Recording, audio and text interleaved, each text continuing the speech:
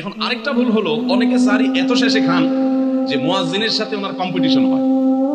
মুয়াজ্জিন মাইক ধরে মাইকের সামনে দাঁড়ায়, মুয়াজ্জিন ঘড়ির দিকে তাকাতে তাকে টিক টিক টিক টিক আগাইতেছে কাটা, মুয়াজ্জিন প্রস্তুতি নিচ্ছে যে আল্লাহু আকবার করে হাঁক দিবে, আর উনি ওইদিকে প্লেট হাতে গ্লাস হাতে খাবার খাচ্ছেন, ঘুমায় খাচ্ছেন, এবং কম্পিটিশনে লিপ্ত হয়েছে যে মুয়াজ্জিন আগে আল্লাহু আকবার বলে না, তিনি আগে গিলে শেষ করেন।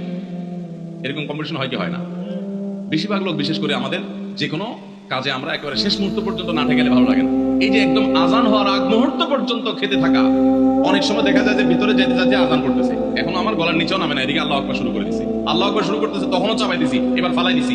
দেরিতে সারি করা সুন্নাত, এর মানে এই না যে এত দেরি করবেন যে মুয়াজ্জিনের সাথে আপনি চুল পুলিশ খেলাবেন।